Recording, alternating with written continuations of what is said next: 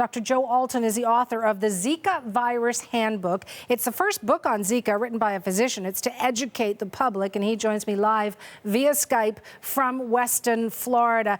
Dr. Alton, these cases mark the first time the Zika virus has spread through, local mosquitoes, I guess you could say. How much of a threat is this?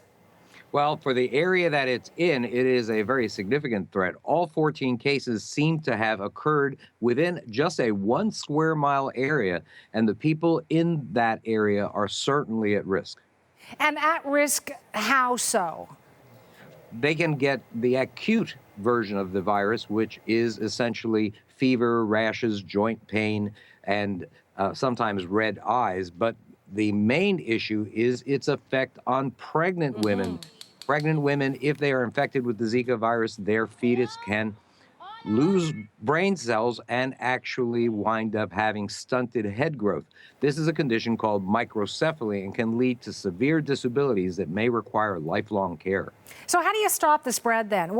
Let's look at it from both a health perspective from officials and an individual perspective. So alone as an individual, what should you be doing?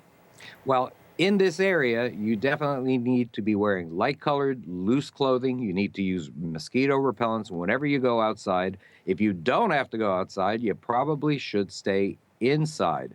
And so these are some of the things that are very important to do to avoid being infected. Also, areas of standing water need to be eliminated around your property.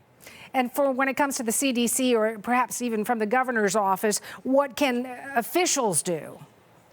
Well, luckily for us, Governor Scott of Florida has certainly been on the case. He has allotted $26.2 million to deal with the issue, and that is enough money to help in the 1 square mile neighborhood that has been most affected by this. But if there are clusters of cases in the rest of the state, in multiple communities, we're going to need more help from the federal government.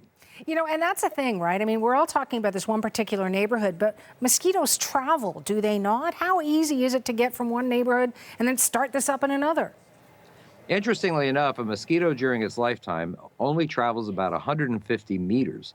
But the truth of the matter is that there was one mosquito that started it all in South America, and now almost the entirety of the continent plus Central America and the Caribbean have been affected. And so it is definitely a risk for spread. So you're talking to a Canadian audience here. How worried should we be as your neighbors to the north? If you travel to areas where there is a Zika outbreak, it's very, very important to use mosquito repellent, wear light-colored, loose clothing, and make sure that you avoid areas of standing water. Now, you might consider not traveling at all to areas where there are a lot of Zika. Luckily, that's just in Florida, a very, very small area. However, there are many Canadians that winter in South Florida.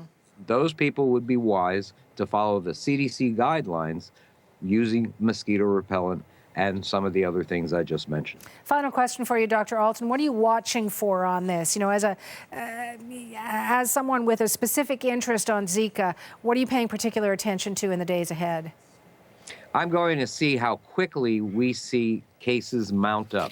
Certainly in Puerto Rico, a U.S. territory, there is a raging epidemic of mostly locally transmitted cases. And I'm wondering if that is going to occur here. If we are lucky and if we are aggressive with mosquito control, we'll be able to slow this virus down so that it doesn't become a region-wide outbreak in the state of Florida. I'll be watching along with you. Thank you, Dr. Alton. You're so welcome. Thank you, Suhana. Dr. Joe Alton joining me via Skype from Weston, Florida.